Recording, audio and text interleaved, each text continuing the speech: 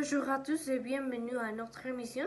Chaque année, 1000 de personnes sont victimes de manipulations sur Internet et aujourd'hui, nous avons le cas de Sophie qui a été victime de cyberharcèlement sexuel. Bonjour Sophie. Bonjour. Merci beaucoup pour être là. Nous sommes accompagnés de notre psychiatre Sébastien et aussi de notre avocat junior qui nous tiendra informés de ce que dit la loi concernant ce type de cas. Alors nous savons que votre histoire a commencé comme une belle histoire d'amour. Donc j'aimerais savoir ce qui t'a fait tomber amoureux de cet homme. C'est difficile d'utiliser cette expression, être amoureux, parce que actuellement la situation est très différente. Mais je pense que c'était son audace et son physique. Il était très beau et un jour nous sommes rencontrés et j'ai vu son audace et j'ai correspondu à tous les sentiments. Et comment a-t-il commencé à changer? Bon, il a commencé à créer certaines dépendances avec notre relation. Au début, il était très adorable, mais pendant le temps, il s'est transformé en quelqu'un méchant, jaloux, et qui manquait de confiance et qui devenait possessif. Je me souviens quelques jours qu'il m'a filmé sans mon consentement et je ne savais pas. Et un jour, nous sommes allés chez un restaurant et il a montré son portable sur la table et il m'a montré la vidéo.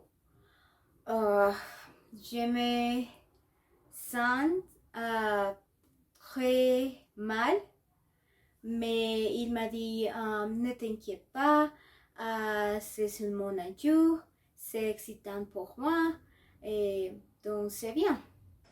Et tu as permis cela comme ça jeu amoureux? Oui, il m'a dit que c'était excitant pour lui et je lui faisais confiance et donc je pensais qu'il n'avait pas de problème et j'ai continué avec les jeux. À quel moment cette vidéo commence-t-elle à poser des problèmes? C'était quand j'ai fini avec lui parce que j'ai découvert qu'il a eu une autre femme et aussi parce que nous avons une relation à distance qui n'a pas fonctionné. Donc, à partir de ce moment, il m'a fait du chantage avec mes photos et mes vidéos, mais j'ai refusé. Et donc, il les a diffusés sur l'internet et il a également créé un compte faux de Facebook à mon nom et il a envoyé ses photos et vidéos à ma famille et mes amis. Donc, il voulait faire croire à tout le monde que vous vouliez lui renvoyer ces choses? Oui, mes amis plus proches et ma famille l'ont reçu et j'ai prévenu ma maman de ne pas les souffrir. Je lui ai dit que ce sont des choses très privées pour moi et qu'il ne faut pas d'ouvrir. Mais malheureusement, mon papa les a lus. C'était très dur pour moi parce que longtemps après, il est parti et j'ai je l'ai envoyé un email expliquant toute la situation et que je suis désolée et qu'il avait vu ces photos. Et il m'a compris, il a dit que c'était une erreur et que tout le monde faisait des erreurs. Et depuis toute cette situation, je ne l'ai pas signalé à mon ex-copain parce que j'ai peur. Junior, est-ce important d'agir immédiatement? Bien sûr, il faut agir vite et il faut dire que l'important n'est pas seulement les thèmes sur Internet, parce que nous savons que la vitesse de transfert de données sur Internet agira plus vite. En outre, les gens doivent être avertis. Il y a des gens qui travaillent sur Internet pour nettoyer toutes les informations personnelles incorrectes qui sont transmises à leur employeur. Et c'est comme un travail de fourmi. Tout va très vite, donc agir aussi vite que possible est le mieux. Oui, c'est vrai. Par exemple, j'ai signalé le compte de Facebook et quand je l'ai découvert sur les mêmes réseaux sociaux. Mais il avait aussi diffusé cette vidéo sur la pornographie. Quelles conséquences cela vous a-t-il apporté? La vidéo était avec mes informations personnelles telles que mon numéro et ma adresse. Et c'était terrible pour moi parce que les gens, ils sont venus chez moi et ils m'ont demandé si j'étais la personne qui apparaît dans la vidéo. Et j'ai beaucoup peur parce que j'ai peur de sortir à la rue et que les personnes me pouvaient reconnaître pour cette vidéo. Et donc, j'ai appelé à la police, mais Je tiens à souligner que ce n'est pas l'affaire de la police, que tout le monde a la capacité de faire au problème. Et la bonne nouvelle, c'est qu'ils vous le disent, mais le travail de la police est traduit par la loi pour trouver l'émetteur et la responsable pour les sanctionner. Bien que la suppression de l'image soit retardée, il est également de la responsabilité de rendre compte les cas comme c'est. Les gens réagissent très vite, mais une fois que les principales barrières sont identifiées, il faut s'arrêter rapidement. C'est sûr. le problème est que la vidéo existe toujours. Parfois, mes amis et moi, on recherche sur l'internet avec mots-clés, par exemple mon nom, mon origine technique et le titre original du vidéo et la vidéo apparaît. Et donc, c'est très dur pour moi. Cette situation doit avoir de nombreuses conséquences sur la confiance et d'autres choses.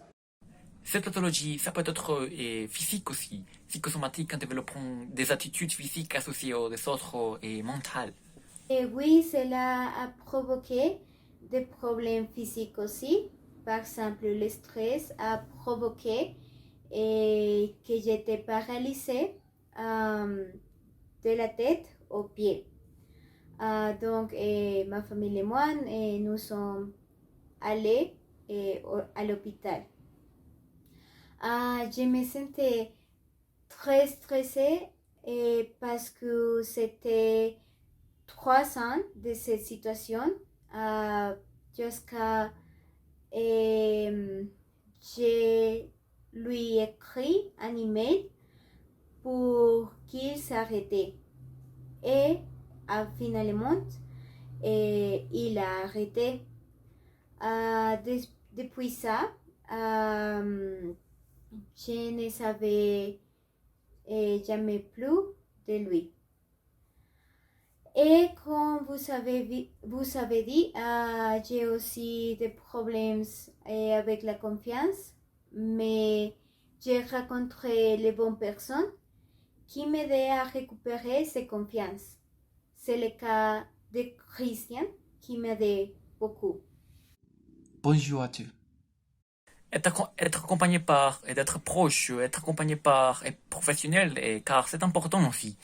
Et on vit dans de ces mondes, et un monde et plein des émotions négatives, quoi. Oui, comme l'a dit le psychiatre, j'ai commencé de faire quelques exercices pour m'aider à récupérer cette confiance. Et aussi la campagne de Christian, c'était très important pour ma process. Peu de gens la connaissent bien. Nous avons vécu avec elle pendant 3 ans. Et elle a commencé à tomber malade physiquement, mais sa vie est en danger. Il a failli mourir. Et nous avons pensé, oh, ça suffit. Et tout ça a mis en danger le travail de Sophia et son salaire. En raison de tout ce qu'elle traversait, un ami et moi avons créé une association où nous voulions enseigner la puissance publique pour aider Sophia. Elle a maintenant beaucoup d'interviews à cause de son cas. Mais il y a des jeunes qui peuvent abuser de leur histoire sur les réseaux sociaux, juste pour de l'argent. C'est arrivé. Il y a un grand pouvoir de contrôle et les victimes ne savent souvent pas comment parler de leur cas. Il est important de faire la prévention pertinente car si les conséquences sont comme ça, imagine pour quelqu'un à l'école. Et les nudes aussi, c'est sur les filles qu'ils font. Et ils prennent des photos de leur corps, et après ils les envoient à quelqu'un. Et là, vous aurez des problèmes. Il faut en parler beaucoup avec eux, avec elles. Et il faut leur dire que c'est pas obligatoire. Et il faut pas prendre ce type de photos et photos de certaines parties de leur corps. J'ai un exemple, il y a des messagers qui disent que je ne peux pas prendre ces photos. Par exemple, si vous prenez un capture d'écran après avoir appelé les heureux, ne pensez pas à la sauvegarder pendant 2 secondes pour visiter le restaurant, car en fait, les gens qui nous encouragent ne nous disent jamais des messages sur notre niveau strict de réglementation et des cadres sur notre jeune Internet. Désolée, mais je ne suis pas d'accord. Je pense que les procureurs sont surchargés et pour ça, ils ne foulent pas dans ces affaires. Par exemple, mon cas a été dissuadé à cause de les preuves. Mes avocats et moi on recherché beaucoup pour beaucoup de preuves qui montrent que mon ex-copain est coupable.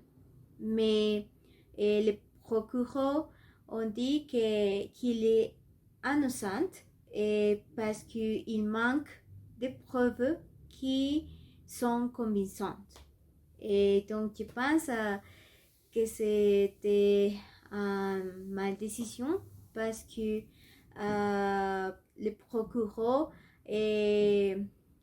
n'ont pas révisé toutes les informations que j'ai présentées avec mes avocats. Il faut souligner que cette affaire pénale se caractérisait par son insuffisance. Sans preuve, elle nous rappelait seulement que la classe est unie. Ce n'est pas la cas. Le procureur lui a dit de ne pas résoudre cette affaire, mais nous devons poursuivre le procès, cela souhaite. Et lorsqu'il porte plainte contre un enquêteur, le tribunal doit poursuivre l'enquête.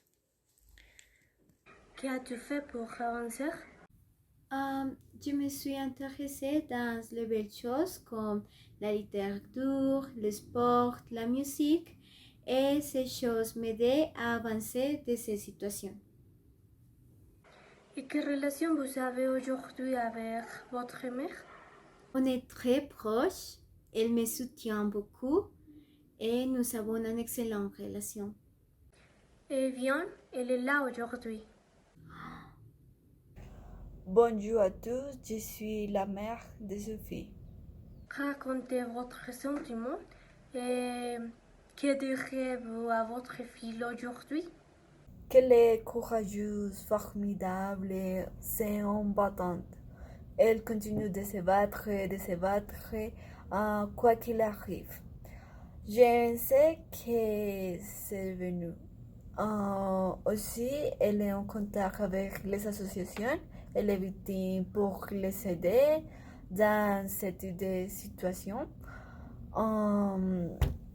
Tout ce que la victime souffre et doit affronter est très triste. Je crois que pour ça, c'est que nous devons être informés et connaître tous les dangers qui souffrent bien aujourd'hui.